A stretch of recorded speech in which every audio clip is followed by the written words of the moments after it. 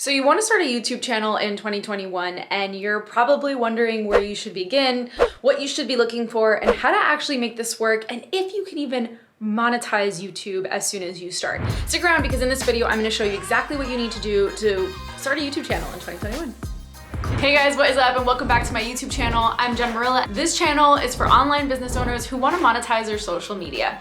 And I'm so excited that you're here today because today we're going to talk about something that I've been thinking about creating for a really long time, but I've been hesitating because I don't know why I've been hesitating actually, but here we are. We're going to talk about how to build a YouTube channel in 2021 and what you need to get started. Now, remember that I do have a small following, but I've actually had YouTube for a really long time and I've made a lot of mistakes and I know what not to do. And I'm still learning and I'm still growing. So hopefully a year from now, when I have way more followers than I do now, I can make another video and be like, oh, this is what worked and didn't work. So in the last 6 years of me being a full-time entrepreneur, the last 4 years or 5 years, I've had this YouTube channel and I have done everything from vlogging to travel videos, all the way down to like actual vlogs, like daily vlogs, which is a hot mess. It's like, I don't recommend it to anybody.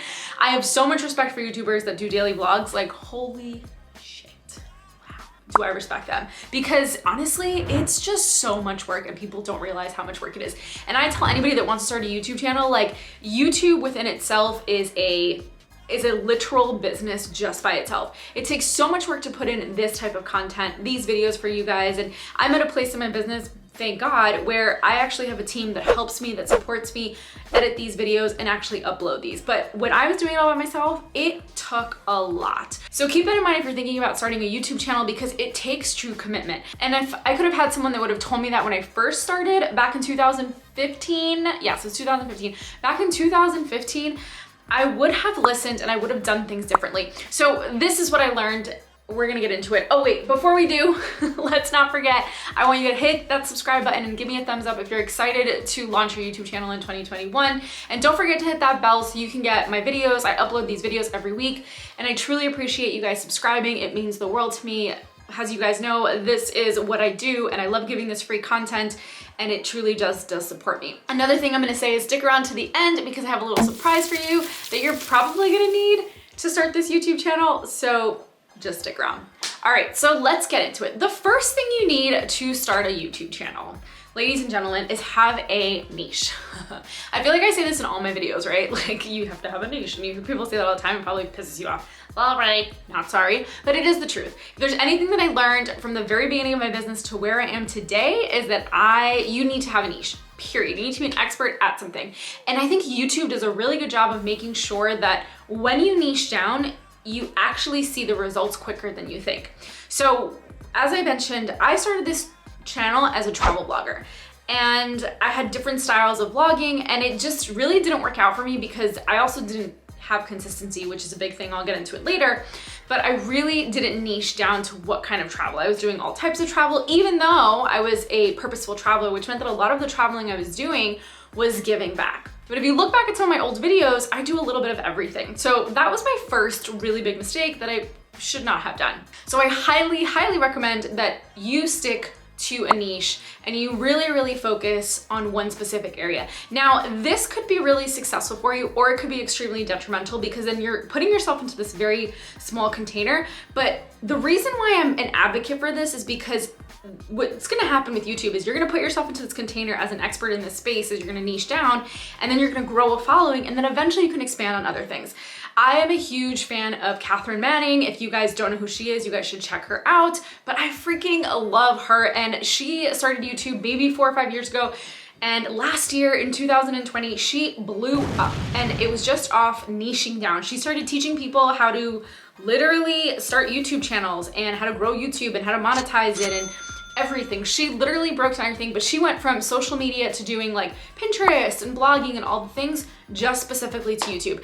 And then sometime in 2020, she actually started a vlog where she started to let people into her life, and that's also doing really well. So Catherine is a really good example of what I mean when I say you have to niche down. And I have to say that this channel myself, the fact that I've niched down into social media, I've seen the expansion, I've seen the growth. It's been really good for me. And I know that if I continue this way, it's only gonna get better. So once you've niched down, once you've gotten super specific on what it is that you wanna create, and remember, this isn't forever, this is just to start off, this is just for right now.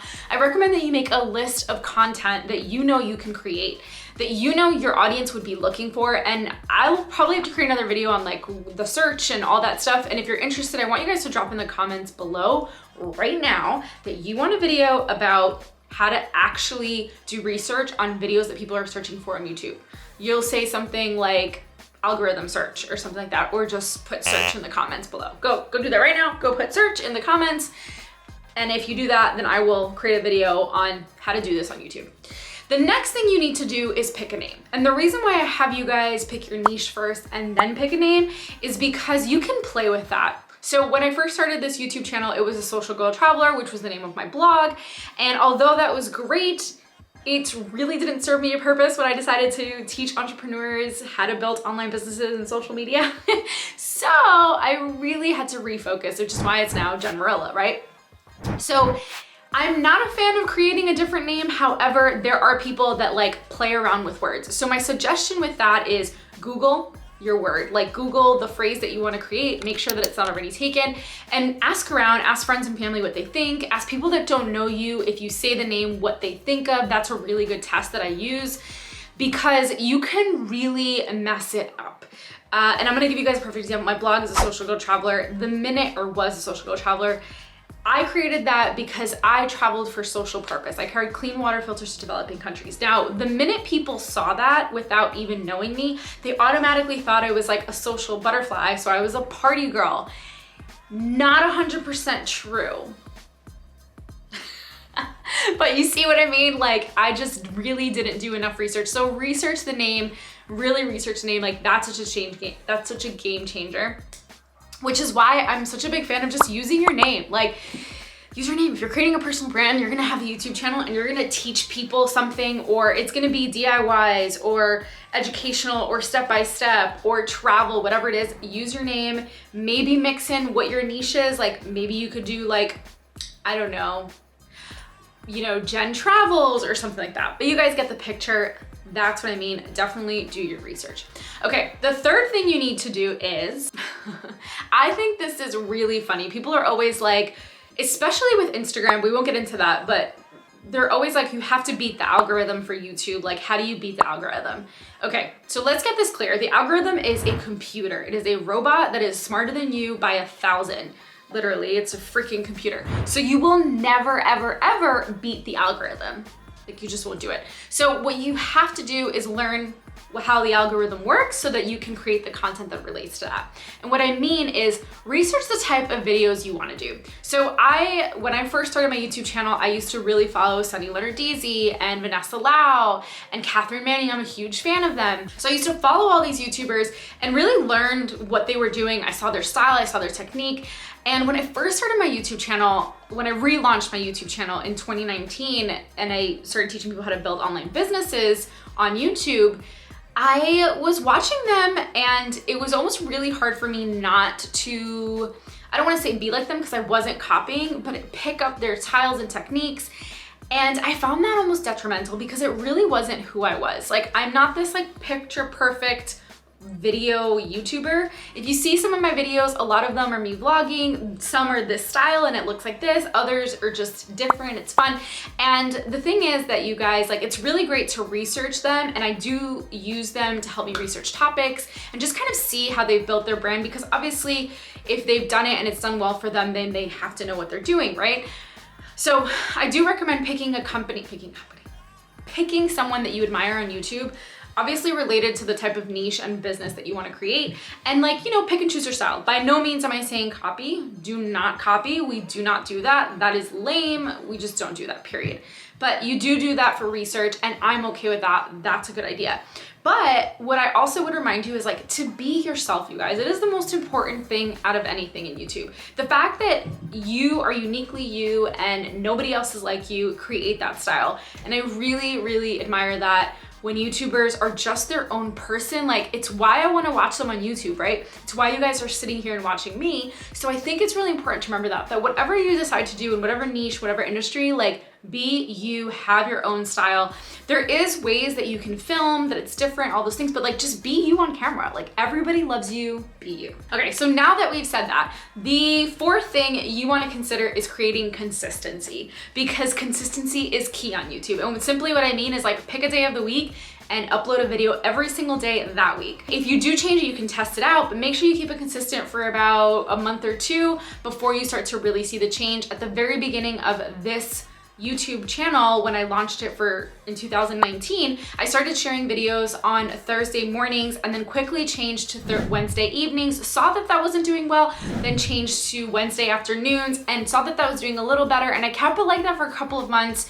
And then about 6 months ago, I transitioned into Tuesday mornings, which is now where I launch my videos, and I've definitely seen a major growth. Just the comments and the engagement, just a complete game changer. So you can really test that out based on your audience and how you think they respond to your content or when they're likely to see it. Just test it out. Number 5 is the equipment. Now I have this YouTube video right here that teaches you how to film with your phone. And you guys, honestly, that's really all you need.